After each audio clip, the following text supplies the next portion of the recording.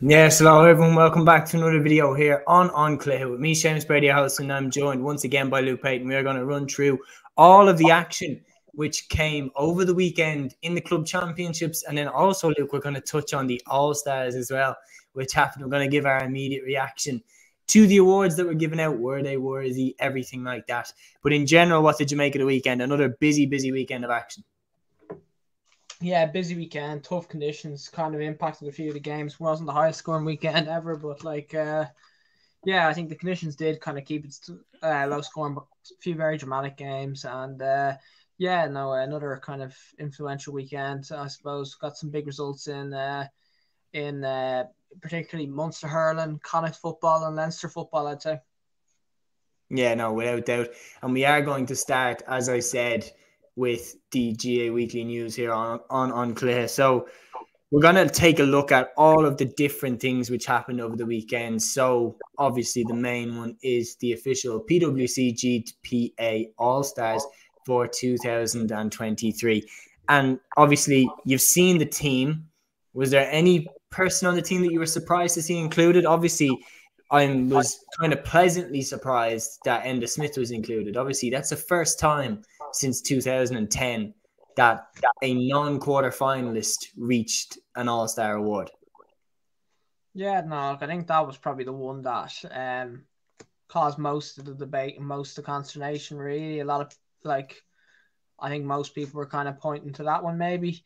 I think might have been the call. The other one, maybe. Some people were saying Jason Foley could have got in, maybe, and maybe could have got in there over McCluskey. Other calls, maybe you could say Paul Mannion could have got in over Enda Smith or Sean O'Shea, maybe. But beyond that, I don't really see a whole lot else arguing for. Some people were saying Shane Ryan, but I'd have had Cluxton myself. But I think other than that, I think the only two that are unfortunate, really, well, the two main ones that are unfortunate would be Foley and Mannion, I'd say. But no, other than that, I think some people were saying Costello, but wouldn't be for me, maybe. I think it's fair. I think it's fair enough. I think the football, I think it was a grand team. And then if you look at the hurling as well, personally would agree with 14 out of 15 calls. I'd just be going Quaid over Murphy, but again, that was a 50-50. And I think either of them could have got it and you'd be quite fine with it. So I think this year, pretty clear cut year.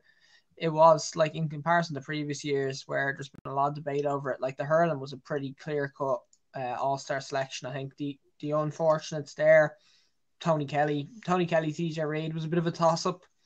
I think Tony Kelly's semi-final and Lockett performing in semi-finals is going to cost him in that until he does perform in one.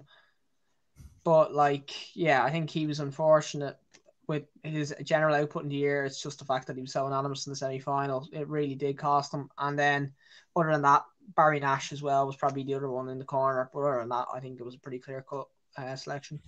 Yeah, no, that's the only change that I made. I had Dan Morrissey out and I had Barry Nash in, and that's the only difference to my All-Star hurling team than the one that was selected. For the football, I did have Paul Mannion in and Enda Smith out, and I had Shane Ryan in and Stephen Cluxton out. So interesting enough that, everyone kind of has their own opinions, but I feel like we, in our All-Star team anyway, came quite close to it. Now, I'd be very, very interested to get your opinion on this. Very, very interested to see if you agreed with this decision. So obviously, Footballer of the Year was 2023. It was David Clifford once again. So with this, David Clifford has made history. He's become the first player to do back-to-back Player of the Year awards in men's Gaelic football. Do you think he deserved it? He was up for it with Brendan Rodgers and Brian Fenton, but he came out on top. Yeah, it's a tough one this year, I think, to have picked the Footballer of the Year, because I don't think Dublin had a standout player this year, as the All-Ireland winners.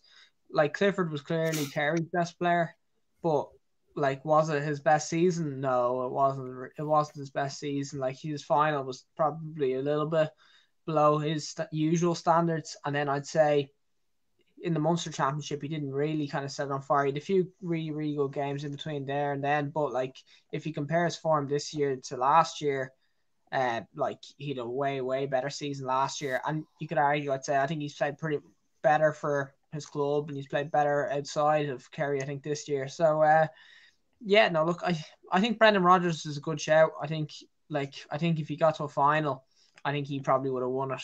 But like, I think playing for a Derry side that weren't probably a little bit off winning All Ireland probably didn't help him. And yeah, to be honest, outside of that, like you could pick about 4 or 5 Dublin players. Like I think there was a lot of calls for James McCarthy, but that does feel like it would have been a bit of a legacy award. Other people you could have had up there, maybe Basquel could have nominated Basquel. Yeah, but beyond that, I think Basquel, maybe Cluxton. That's the only ones I can really think of outside of that. Do you think Brian Fenton deserved to be one of the 3 nominees? I wouldn't have had him myself now. I think he's been consistent and he's been good, but like I didn't think he was a Player of the Year nominee now. I think he's fair enough for his All-Star, but I didn't think he was a Player of the Year. I think the other players, I think Cluxton and Basquel had more influential years for Dublin, but like, yeah, no, I think I think based on all that, due to the lack of an outstanding candidate, and it's just there's no one really else that like is banging the door down. You could say McGuigan and Rodgers had really good years, but like maybe they just needed that one more game to be fully like favourites for. So based on that, like even despite I don't think it was his best year for Kerry, I still think I think it's probably fair enough that Clifford got it. Yeah, no, I agree with you on that that statement anyway. I personally would have probably leaned towards Brendan Rodgers. I know that out of the 3, I would have given it to Brendan Rodgers, but it's a difficult one, and I did find that when I was even thinking about who I would personally give it to. It's hard because, as you said, there's nobody who's head and shoulders above the rest. They all seem to be fairly even. The Young Footballer of the Year, we'll touch on this quickly, was Derry's Ethan Doherty. He had a fantastic year for Derry. I think he's a worthy recipient of the award this year. Yeah, no, I think so. And like he's been on the go a long time. Made his name mostly with the Glen, I think, as well, and then it's really grown into the Derry team too. I do think a big part of it is factoring in his club achievements as well, because he's a key player for the Glen. So I think based off all that, I think it's a pretty fair award. Yeah, no, congratulations to Ethan Doherty on that award. Also, the other All-Stars over the weekend, we have 2 more to briefly touch through. The GPA Hurling All-Stars for 2023. And again, we did touch on this. We said the only change we would make would probably putting Barry Nash in. You said that you would have had Nicky Quaid over Owen Murphy. But so we've ran through the team. We're going to now obviously take a look at, the main decision. The main event obviously was the Hurler of the Year that was announced. So obviously this was Aaron Gillan was announced as 2023's Hurler of the Year. So the Patrick Swell man becomes the 3rd hurler from that Patrick Swell team to win the Hurler of the Year award. Absolutely incredible achievement for that club.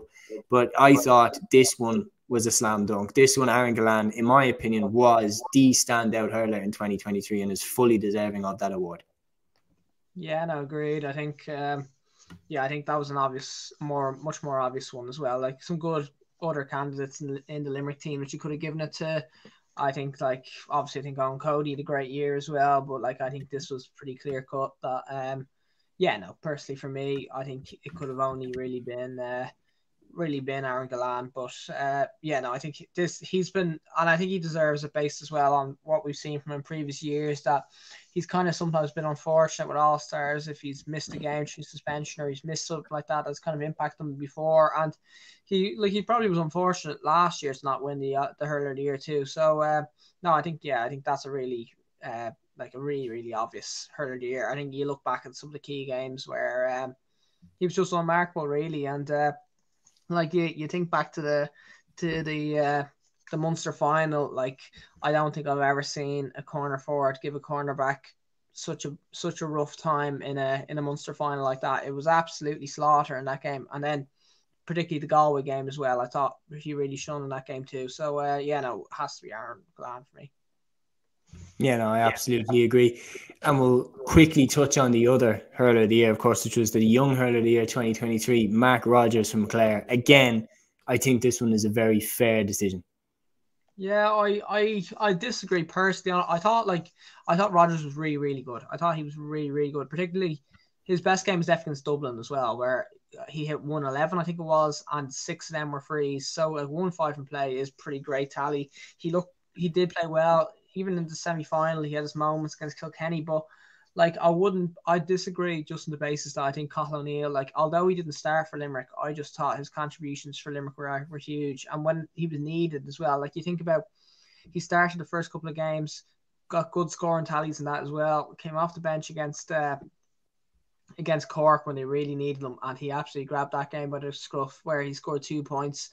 I'd say there's a big argument to make that without Cathal O'Neill's contributions and that Limerick could have not got a result against Cork and not come through Munster even as well. So like you see his contributions there. He came off the bench against Clare in the Munster final, and then both the semi and the final, scores every single time. I just think I think just based on his importance, I'd be going to Cathal O'Neill. And I just think I think when you think about it in another way, if he played, I'd be fairly confident that if he was from any other county in the country, he'd start centre forward for them. So like he's just unbelievable talent. Yeah, I agree with you. I think he's an outstanding hurler. I personally would have leaned towards Mark Rogers. I think he's probably more important to Clare than Cathal O'Neill is to Limerick. But yeah, I think either of them would have been worthy recipients anyway. Now, the final All-Stars, which took place over the weekend, was the TG4 and Little LGFA All-Stars. This happened on the Sunday night. We've seen the All-Star team as well. Are there any changes you personally would have made to it? Like, I personally was fairly happy with that selection. Any ones that jumped out off the sheet to you?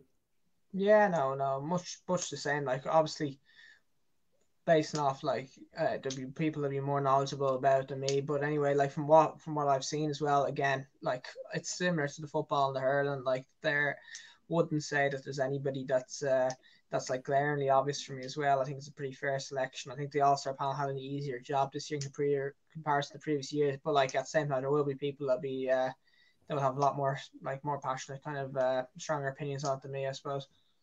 Yeah, no, I get what you mean.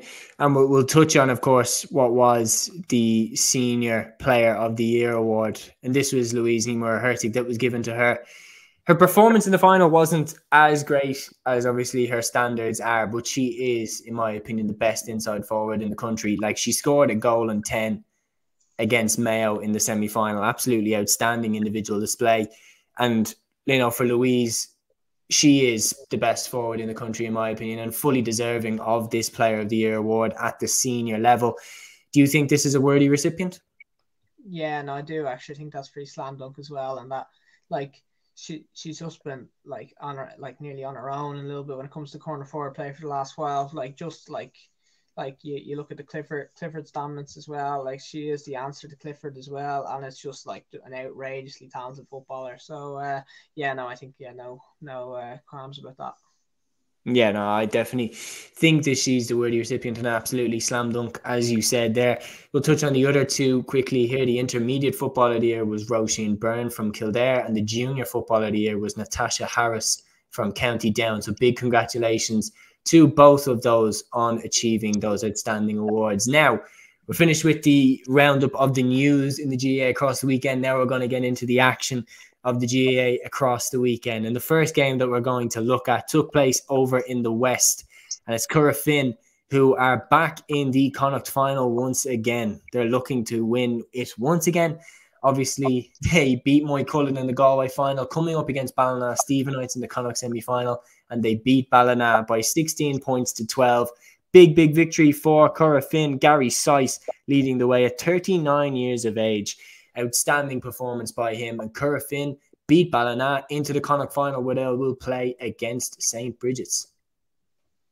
Yeah, it's it's this thing again where COROFIN, like they kind of have to grind their way through games as well. Just to get through Connacht, they'll have a few absolute brawls to get through in Connacht as well, and then we might see them open up in Croker again. That look, just great to see them back, I suppose. And that like they are an older team as well, but there's some real talent still in that side as well, and like they're still being led by the key men like Liam Sill, Kieran Malloy, all these lads. So they're still these fellas pushing them onwards as well. Also interesting, Dahi Burke kind of finally back in the panel anyway for COROFIN yesterday as well. Like huge addition there. We know how key he was when they went in the runs before, but like they kind of seem to have always like a little bit of control in this game, and managed it really, really well in what could potentially have been like a real banana skin. But like Bridget's, I do think will be Bridget's is a different.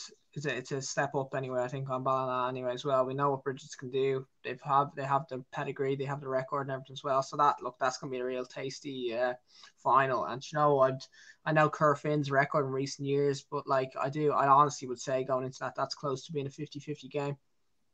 Yeah, no, I think it's an interesting one anyway because of how much COROFIN blasted into the lead. They were 8 points to 1 ahead on 22 minutes. They were 12 after 12 minutes. They were 4 points to 0 ahead.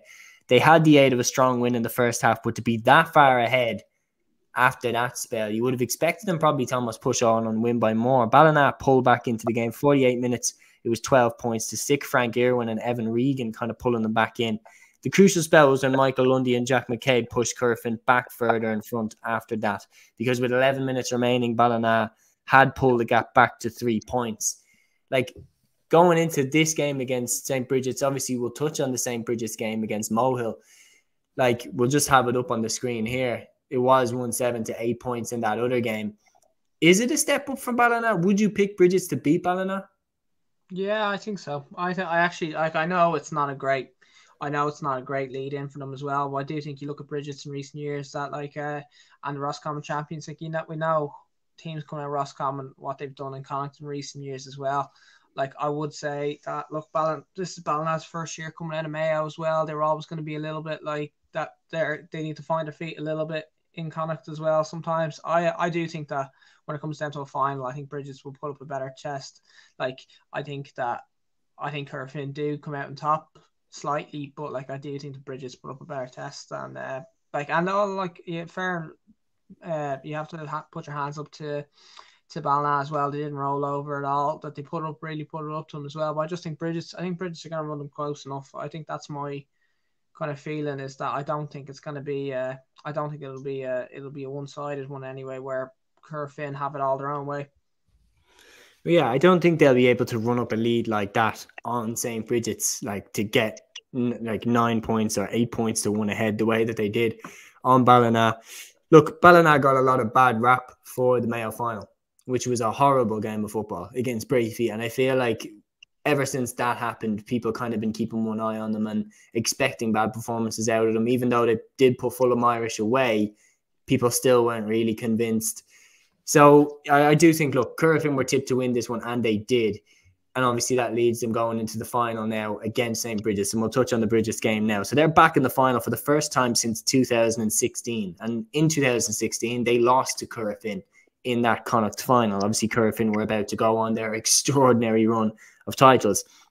In this game, Kieran Sirgu struck the crucial score. He goaled halfway through the second half. Mohill led 4-3 at halftime. Then Sirgu's goal propelled Bridget's onto victory. Bobby Nugent's third point of the game put them 1-7 to 5 points ahead with 6 minutes left. Mohill rallied late on with 3 in a row from Keith Byrne, Conor Quinn and Ronan Kennedy, but it wasn't enough. Bridget's held on for victory. Yeah, look, and they brought kind of this defensive discipline as well to it as well. It was a good performance in that sense. Like they kept Keeper very, very quiet. Like he's like the standout player, and they kind of they did as good a job as they could shutting them down. Like it's just kind of in the Roscommon Championship has been an absolute minefield in recent years. And you look at some of the teams that have come out as well, some really, really top sides. Like you look at Port Pierce, Strokestown, all these teams that have come out in recent years. That like the Roscommon champions really have to earn their way through. And look, they'll be dogged and they'll be ready for it. Like you said, like COROFIN probably too much star power, star quality for them as well. They're kind of strong in every single position. But no, like I do like this Bridget side, and I think that look, they'll have a bit of know-how about them, but like it does set up a nice Connacht final. If you had to pick one, COROFIN, yeah. I will go for COROFIN as well. Yeah, no, look, I think it sets up a nice final, but like at the end of the day, like COROFIN of the forwards defensively as well. COROFIN are underrated defensively too, and that's like you look at the talent they have there. They don't ship big score lines ever really, and like the last 2 performances, they like defensively very, very solid. Like the tallies they've conceded, you'd win most games with that tally. So COROFIN. Yeah, I will go for Corofin to win that game, but I do think Bridget's will give it a good old crack now. And I look at Corofin side, look at Gary Size, look at Mike Farrer and Michael Lundy. Then even at the back, the likes of Liam Silk, Dylan McHugh, they are really, really strong. And there's a danger there with Corofin that when they get here, when they get to the final four, if they get past Pádraig Pearse's, when they get to the final four, given what they've achieved in the last 10 years, who would write them off going all the way? Yeah, no, look, I think that's probably why that themselves, Kilmacud and the Glen are the favourites for the All Ireland right now. Is that like that they will be a different side when they get up to Croke Park and they get up into a wide open pitch. Like they are still the same side. They're still that running team, still with strength there as well. So when they come up to Croker, they're gonna take that jump. Like I'd be very interested to see them and Kilmacud play each other. I think that could be really tasty. That's it, Luke, as well. Is that like they're on the opposite side of the draw to Ulster and Leinster. So they're not going to get Glen. They're not going to get Scottstown. They're not getting Kilmacud Crokes. We'll set up that All-Ireland final if they get through that. Like, because I think that the Connacht Championship is a good bit ahead of the Munster Championship. I think you look at Munster right now, like you've Dingle, you've got, I'd say Clonmel are actually probably the team that I'm tipping at the moment. I think Clonmel are probably the best team. If you look at them sides, are either of them, do you think they'd be like Corofin? I don't think so. So I think it does set up whoever comes out of what looks like it's going to be a Glen Kilmacud semi-final. Yeah, that would be one hell of a final. And speaking of Kilmacud Crokes, we are going to swap over to them now. So the Leinster semi-finals, we'll go this one first. Kilmacud Crokes 116, St. Mary's are the 111. If Kilmacud Crokes now win this final, they actually have the most Leinster club championships of all time. Paul Mannion and Shane Walsh hit 10 points between them, 5 points each, to lead the way for Crokes to a victory against the gutsy St. Mary's RD. Dara Dempsey hit the back of the net for Kilmacud in the first half.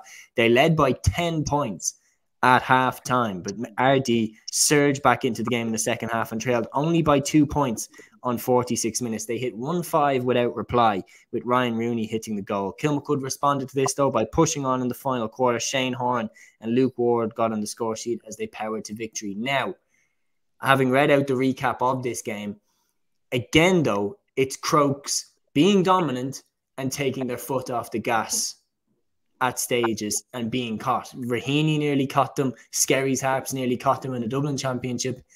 Is this a pattern with Crokes, or do you think they can get it under control? Yeah, look, that was the thing. Like, again, look, from tracking this game, like I think we all saw the Mannion scores of the weekend, that like he was kicking scores from everywhere. They were absolutely cruising, and that like the forwards really turned it on and everything like that as well. I don't think it's them taking their foot off the pedal. I think the panel is just more tested this year, and that I think like you're still looking at it without Shoveling, without Diaz, without down a few lads down at the back, in the back as well. I think the panel just is more tested. That they're down probably about 5 fellas that they had last year. They're calling on fellas that I suppose that they weren't even being used last year. Like there's some players who've come in like Brian Sheehy, who's been really, really good, but like last year he was an unused sub essentially for the whole year. So they are calling up players and trusting them to be kind of playing at the same level as what their All-Ireland winners from last year were. So like I think it's kind of natural with that there's going to be periods in games that they're not going to dominate as much. I think it's like I do know that they were playing away from home up in RD, like against RD up there, and that it was always going to be tough kind of place to play as well. That there was no way RD were going to go a full game of just allowing Crokes to play in their own terms. So it was a potential banana skin for them up there, but like look, they got the job done, and that was the thing. It came back to 2 points, but you did always believe the Crokes they'd have enough to kind of kick on, that they'd have the scorers, they'd have the Mannions and the Walshes would step up as well. Just that level of firepower up there, and as well, like even with all the players missing, like a team of Crokes with all their members is always going to have more depth than an RD. So look, it's job done for Crokes. Could have been a potential banana skin, but look, they're true. They can probably say not the most convincing win that they're ever going to have, and management probably have a bit of a stick to beat them with now over the, like you said, the scores, the several scores in a row from RD. But I think look, it's another game job done for Crokes. But I think the point you make that like, and the fact that the panel is being tested, like it means that the game that we're going to talk about in a minute, that the final coming up against Naas is definitely tighter for me this year than I suppose what we had last year. Well, that's it. Like Craig Diaz was back amongst the team as well, and that's a massive boost that he's back around the team. We will touch on the Naas game now. So Naas against St. Lomans. This one finished 115 to 110 in favour of Naas after extra time. So, I mean, this one right down to the wire. This one went in normal time. Dara Kieran was the crucial man. He scored 1-7 for Naas. At the end of normal time, it finished 12 points to 1-9. The crucial Lomans goal came from Shane Dempsey to send the game to extra time. In extra time, Dara Kieran hit the goal in the first 2 minutes, and Naas had a 3-point advantage at the break. They kicked on to win by 5. Look, this game could have gone 50-50, and I was on Gaelic Sasson's podcast previewing the games. Big shout out, of course, to Matthew. And we went different ways on this one. I picked Naas, he picked Lomans. I could have seen either of those teams winning, and very nearly Lomans did, but wasn't to be. Naas get there in extra time. And like, are you seeing Naas also being better than they were last year? It's hard to know. I think I'd say that they're similar enough. Like, I think like this was always going to be a tough game for them. That like Lomans did look to be that bit better this year as well, that they really took on strides. You look at their team as well, the amount of intercounty players that Lomans have is pretty ridiculous. That it's a good chunk of that Westmeath panel is on that Lomans side. They've been in Leinster before. They know to win games in the province. So it was always going to be a really, really tough game. And look, I think any sort of win, just get through there as well. Like you said, like Naas could have won it in normal time.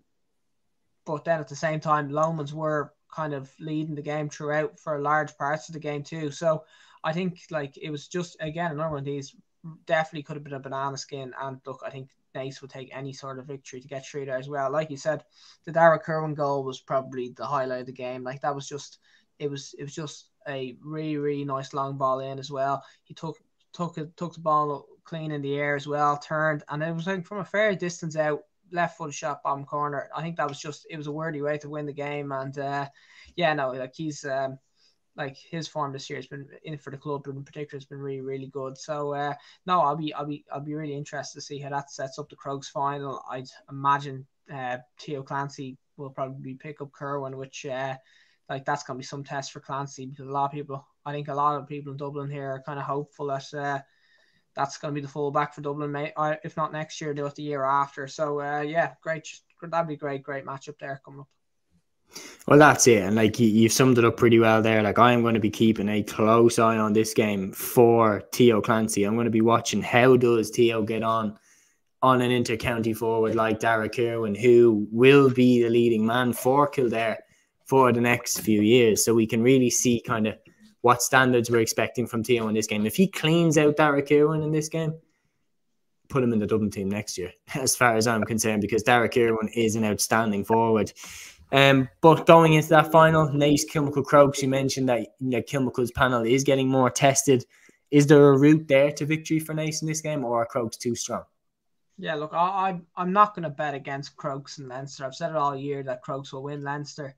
I'm not sure if they'll win the All-Ireland this year. They might be a little bit tested for an All-Ireland this year, Crokes, that like if they can go the entire way. But like after watching them against Raheny in Dublin when they were coming out, I thought there's no way they could. They've improved since then. But like I would say that I think I'm not going to bet against them in Leinster. I think Naas, we've said since the start that Naas are the team that have the best shot of taking them down in Leinster, and I think it's going to be really, really close. But like I'm going to say Crokes by, I'd say just a score, but I'd say maybe 2 or 3 points. I'm going to go Crokes. Yeah, no, I'm going to go Crokes as well. I think it will be a managed victory. I think they'll have a wobbly patch because they have had that throughout the entire year, not just in the Leinster Championship, but in the Dublin one as well. I'm going to go with them to have a wobbly patch, but ultimately find a way to win. And that's what this Crokes team tends to do. They find a way to win. Now, before we switch off from the football, we had, of course, in the LGFA side, the Ulster Senior Football Championship final, which took place between CLANN and Brady. This was always going to be a tight game, but CLANN got into the ascendancy on this one. The crucial score came from when Niamh Coleman combined with her sister Dervla Coleman. Dervla set it up for Niamh, and she smashed it into the top corner in the 54th minute. So now CLANN are into the final four, where they will face off against Kilmacud Crokes, Kilkerran Clonberne, and Ballymacarby to see who will be the All-Ireland Club champions for 2023/24. But in this game, it was tight throughout. CLANN found a way to win. How do you see their chances now going into that final four against the other top dogs? Yeah, no, look, I think it's a tough to call, like, but I think maybe have them third, I suppose. Look, you see how Munster goes as well. Munster champions are always going to be heavily tipped for it as well. And then Crokes as well. Crokes final as well. I think was 418 to 110. They won their thing that like absolutely blitzed, and that they got a bit of a run last year as well. Like, I think look, it's a great achievement for CLANN, but just some serious sides, I think, still in this championship as well. But look, it'll be interesting to see how they get on, and I swear, and like so Cloncairn as well. We know what they're capable of too. So yeah, no, look, I think it's gonna be a tough route for CLANN. Maybe might have them as the fourth ranked side at the moment, but like, yeah, I think they've a good chance as they're gonna get anyway. Well, that's it. They're definitely coming into this as underdogs. Like, there's no doubt about it. Kilkerran Clonberne champions. Kilmacud Crokes absolutely ripped through Naomh Kieran in that Leinster final, and they actually have Lauren McGee this time. They didn't have her last year. Ballymacarby are an absolute dynasty down there in Waterford. Like, they've 42 Waterford titles in a row, and now back-to-back Munster champions back in the semi-finals, where they lost to Kilkerran Clonberne last year. So revenge will be on their mind. It's an absolute shark tank that CLANN have jumped into. But in this game, led by the Coleman sisters, I thought that they were fantastic, and absolutely massive congratulations to them on winning that Ulster championship. So we're switching away from football now, and we're switching on to the hurling. And no doubt, when the fixtures were named, this was the one to keep an eye on out of the fixtures that were announced for this weekend. Ballygunner versus Na Piarsaigh, and it finished Ballygunner 16 points, Na Piarsaigh 1 goal and 9. So not exactly the free-flowing game that we might have been hoping for in terms of scores, but it definitely was gripping. And Ballygunner, as they tend to do now, they found a way to win. Yeah, there was a bit of a feeling of All-Ireland final off this one. I think that, like, I do think that, like, personally, that out of all the teams left in the championship before this weekend, I think Na Piarsaigh were the best equipped to maybe stop Ballygunner. And yeah, no, look, I think Ballygunner. Look, the conditions didn't help. The conditions straight up like did impact this game. That the free flowing hurling that we normally have seen from Ballygunner wasn't fully there, but it just shows that they can win each way. That they do know what it takes to get a win anyway as well. And look, the scary part thing for the rest of the country is that they've so much more to give. Like Patrick Fitzgerald couldn't really get into the game. Kevin Mahoney didn't have the same same impact. Peter Hogan too has more to give. Like, even I suppose you can think about Mikey Mahoney. Like, I think they do have more room to grow. They had some really good strong performances today. I think like the likes of Philip Mahoney as well continues to grow like from strength to strength. Barry Coughlin, Paddy Levy, they just have kind of, they've intercounty quality all over the pitch. I'd say they beat a fair couple of county teams, but at the same time, the Piarsaigh, like, they found it tough to get into the game. They'll be disappointed, I think, that they couldn't have got more out of their key men. I think when you look at it, like, Peter Casey didn't have much of an impact on the game.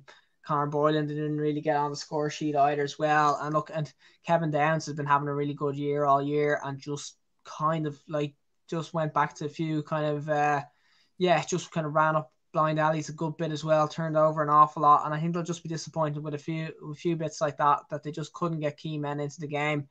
And but even look, despite all that, despite everything that happened, we all saw like the Stephen O'Keefe had to flick a ball off the line that would have literally equaled the game in the last minute. So it was always a game, but like Ballygunner did always look in control. They did look the classier side. They looked like they had more hurling about them, and I do think that I think that makes them like as pretty much unanimous kind of favourites for the All Ireland. I think it's as clear cut an All Ireland as we're going to have in quite a while. I think on who we think is going to win the hurling this year.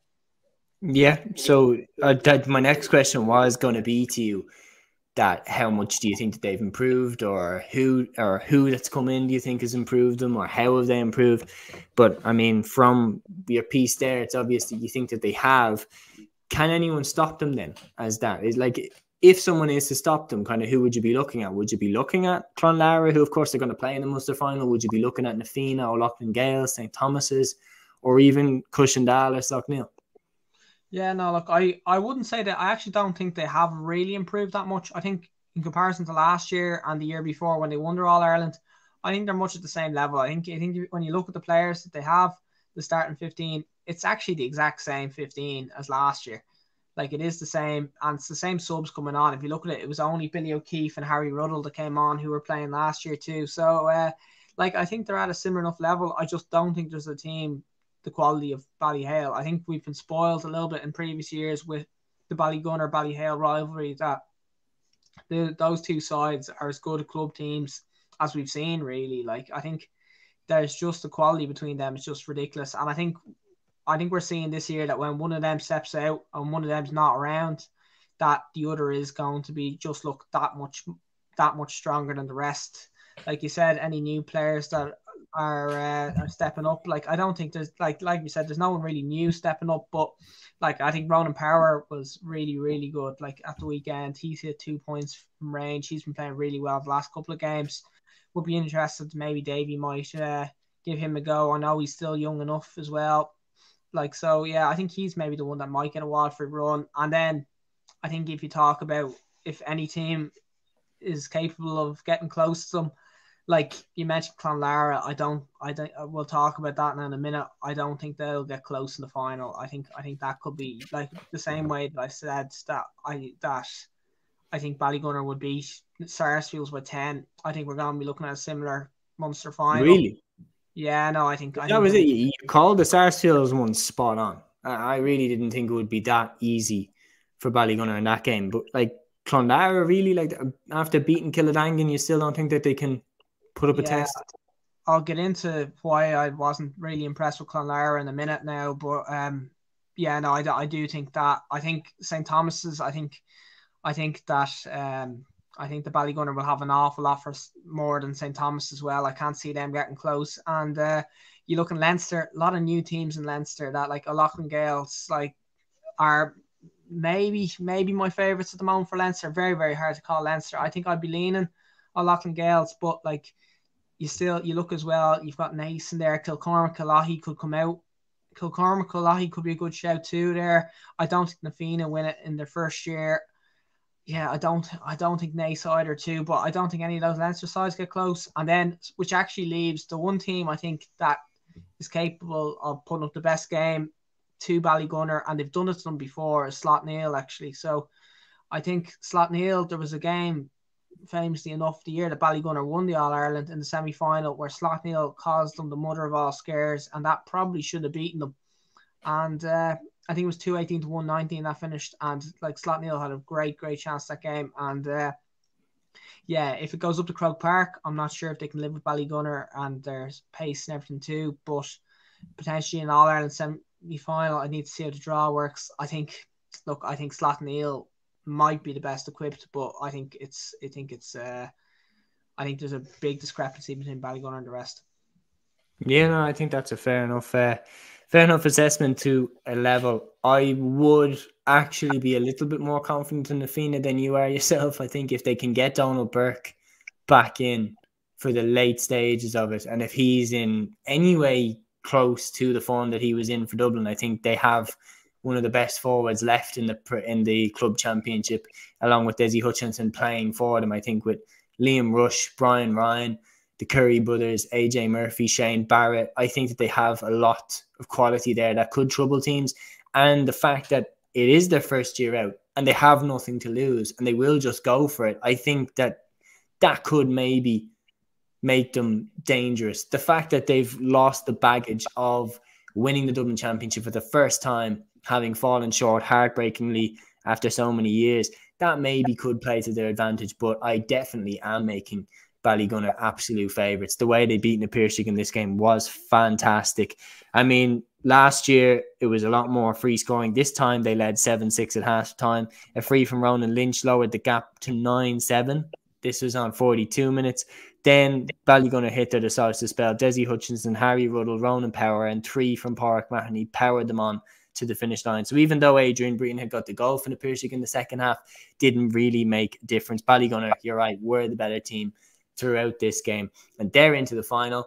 And this now is where we cover the other semi-final, where Ballygunner will come up against Clonlara. Clonlara, 23 points, Killadangan, 1 goal and 19 points. So victory for Clonlara in this game. Dermot Stritch landed the last-minute winner for Clonlara as they saw off the challenge of 13-man Killadangan. Dan O'Mara and Sean Hayes were the players sent off for Killadangan. Straight away, first thing I'll say, deserved red cards?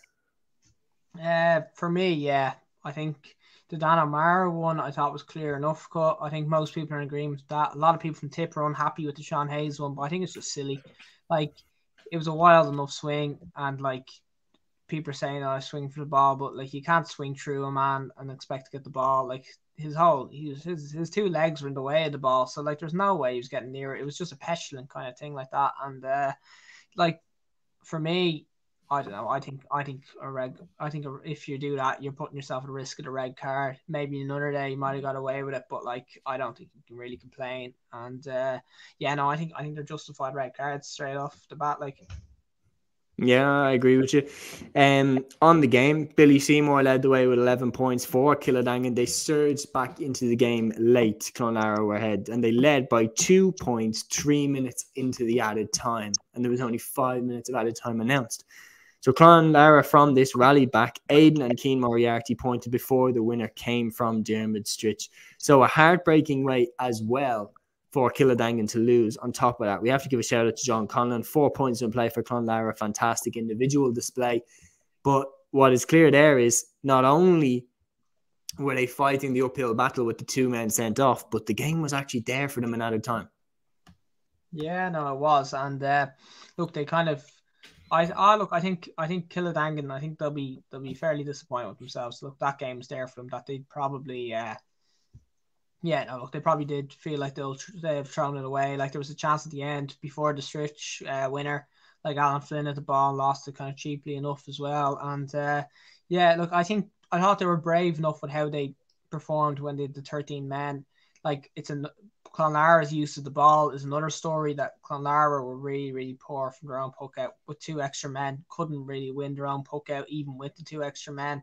I thought their use of the ball was really, really poor. Their conversion rate was really poor too. And I just disappointed with Clonlara. I think like they got over the line, but like if they didn't get over the line with the 2 extra men for the amount of time that they had it, that the way the game was as well, they would have been really, really disappointed. I think this was a game where, I was just disappointed with how Clonlara kind of, after like a really, really good Clare championship, that I think this was more Killadangan's red cards and kind of ill discipline cost them the game more than Clonlara going and winning it. So, I think like it was a strange enough game, very exciting and everything like that as well. But like I think it was just some 2 inexplicable moments of madness really by Killadangan, and and then Clonlara kind of just about stumbling over the line. Some good performances though, like you mentioned, Conlon was kind of unmarkable really. Killadangan just couldn't get to grips him at all. And then like on your side, like you mentioned Billy Seymour, but Decky McGrath, wing back for Killadangan once again looking really, really good. And I'd be stunned if he's not brought in by Liam Cahill, because like I'd say he's been the standout Killadangan player in the championship so far. But look, Clonlara might give Alan Flynn some legitimacy if he doesn't get called in.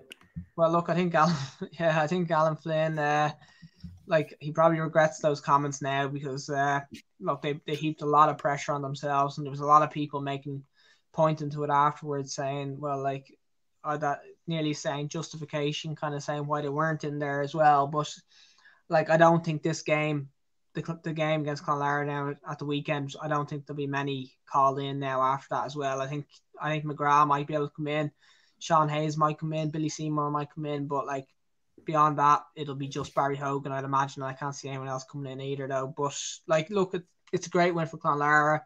They don't have obviously haven't won Clare in ages. First time in a Munster Championship, and to get a win anyway. But like, Jesus, going in against Ballygunner, like the jump from Kildangan to Ballygunner is serious. And I think I'd go maybe Ballygunner by 8 in the final. Very interesting. I'd definitely say Ballygunner by 4 or 5, but I don't think it would be a comfortable victory. I think Clonlara will give it everything that they've got. I definitely don't think it will be in any way like the Sarsfield game. That absolutely blew me away, how easy that one was.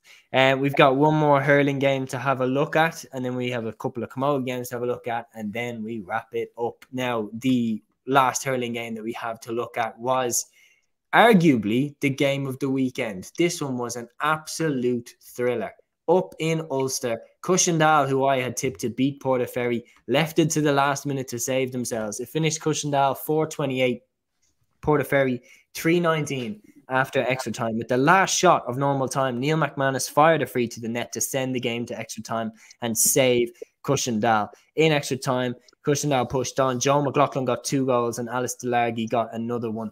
And that set them on for victory. But Portaferry giving them one hell of a scare in this one. Yeah, I think Portaferry will be fuming with themselves a little bit like that. Like, look, it was the free in the last puck of the game. Neil McManus free. Portaferry had maybe 5 men on the line that could have maybe had 1 or 2 more bodies in the line just to get in the way of it. McManus anyway skidded off the turf anyway, and look, it was a wet enough night anyway, and it absolutely zipped off the thing and went in like a rocket anyway. Goalie came off his line but couldn't get a hurl onto it. But I think Cushendall really got out of jail with that one anyway. I thought like Portaferry, they'll be very disappointed that they left that one behind. And then I think, look, they probably knew that there was their chance gone, deflated in extra time, and look, to lose, I suppose, look, Cushendall dominated extra time, winning it by 12 points in extra time. So it was really good game, and just like some seriously good players that don't get a mention really much, like the two Sands from Portaferry, Dahi and Owen Sands as well. Really good players consistently in Ulster and down, put up huge tallies every single time. They were really good again. And then, like you mentioned, John McLaughlin 2-5, Neil McManus hit 114. I think I'd say about 1/6 of that was place balls, so like 7 or 8 from play, like just like exceptional stuff really. And look, it sets up a game against Slaughtneil for Cushendall. Like, I think they'll give a good game. I think they will put it up to Slaughtneil, but I think that will actually be a good game. But I think Slaughtneil are really good side, and I think you saw as well this year they seem to be they're performing very well in the hurling this year. They've fairly cruised to where they are right now.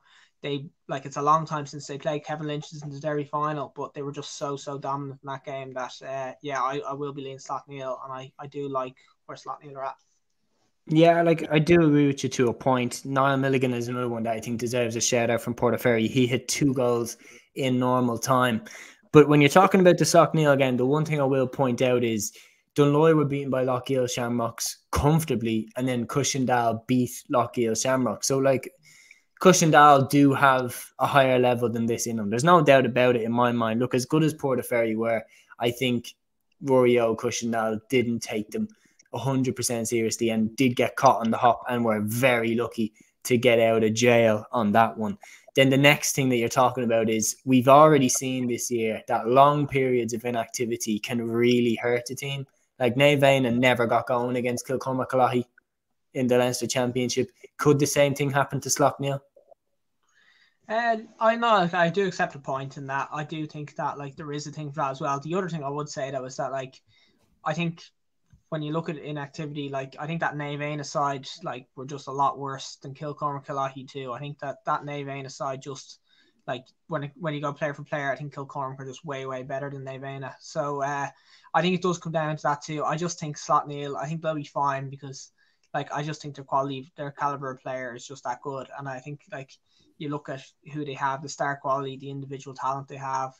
A lot of them were they're definitely just playing challenge games up there too, and that they probably have plenty of say coming into it too. Cushendall, like the game will stand to them, and they have their inter-county players up there too. But like, yeah, I just think the star power up in there. I wouldn't be like saying as confident as I would be, for instance, with the Munster final. But no, I'd be really surprised if Slaughtneil don't come out on top. You know, I will lean to Slaughtneil, but I think Cushendall will give it one hell of a crack. And now we got 4 Camogie games to run through, and then we wrap it up. So there were 2 finals which took place over the weekend. The first one happened in Leinster. This was between Dixborough and St. Vincent's. So Aoife Prendergast of Dixborough and Aisling Maher of St. Vincent's. Before we actually talk about the game, there was a new thing introduced for this game. Both Aoife Prendergast of Dixborough and Aisling Maher of St. Vincent's, they both wore a camera during this game to get the first-hand shots of the match. Is that something you'd like to come into the game? Obviously, might make for some cracking footage of games. Imagine if people like Stephen Cluxton were wearing a camera while he kicked the winning free, or imagine if people like David Clifford wore a camera when he kicks a point, things like that. Might be a nice introduction to the game. Not for me. No, I don't know. I don't think, like, I think you can see kind of, I think there was a little bit like, I know in soccer they tried to do a little bit in the preseason, but like I think when it comes down to it, when you're playing the big games as a player like myself, I wouldn't want a camera on me. I wouldn't want to have anything extra on me. I'd want to just focus on the game, and yeah, maybe for a bit of a novelty for the games, but I don't know if I agree with having them in finals. Like, if maybe they could put it on, and if it's no real burden at all, but like personally, if I was playing a game myself, wouldn't really want a camera on me as well. But like, look, that's up to the players themselves. They want to do it and they feel comfortable doing it. Like, I'm sure a lot of people enjoy it, just probably not for me really. I think I'd be happy enough with just a conventional view of it. Well, that's it. As long as they keep it optional to the players, I don't think there'll be any issue. And in this game, Dixborough definitely won't have any issues after beating St. Vincent's, ending Vincent's run as Leinster champions. Vincent's were looking to retain their title. The crucial people in this game were the Cliffords.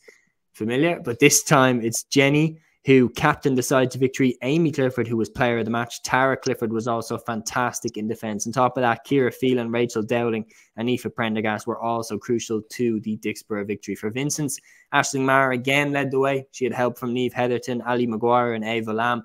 But Dixborough overall were the better side, and they claimed the victory.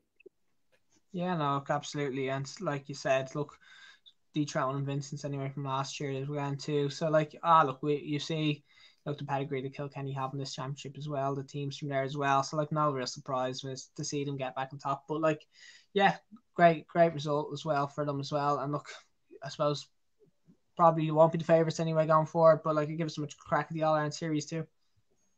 Well, that's it. And like, look, the favourites for me will probably be Sarsfields coming out of Galway, and maybe Drummond coming out of Munster, I would probably say, if I had to be pushed here. Sarsfields coming out of Cork can't be underestimated either.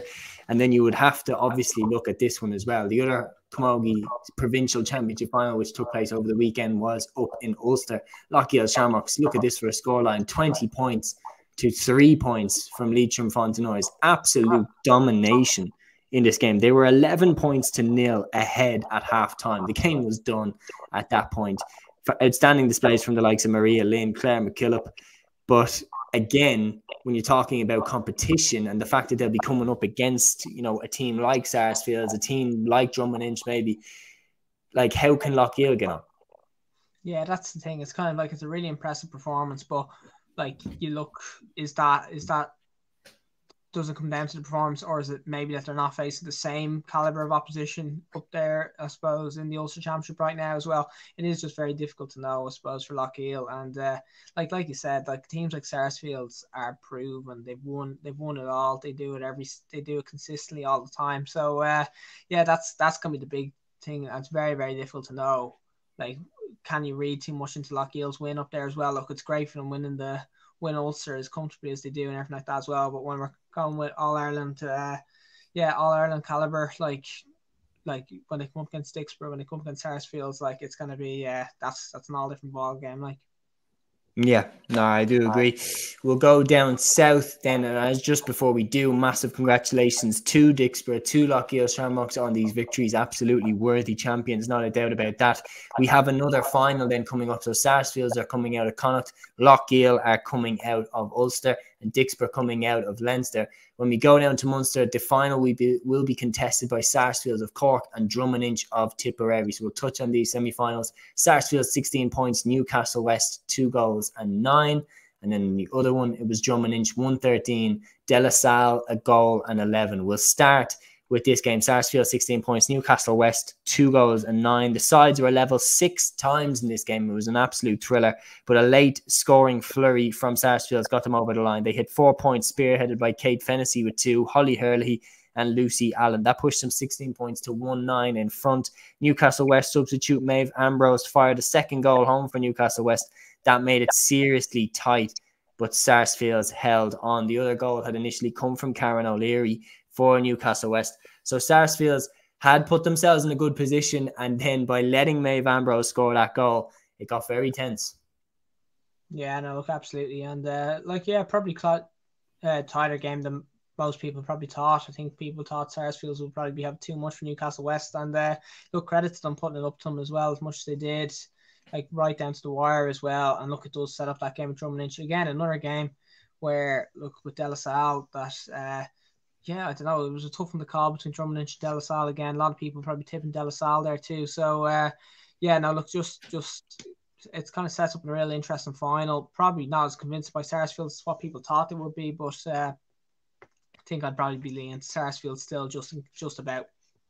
Yeah, well, we'll touch on the other semi-final. Drummond 113, De La Salle 111. This was after extra time. So for the second year in a row, extra time was needed to separate these sides. So they really are as evenly matched as it gets.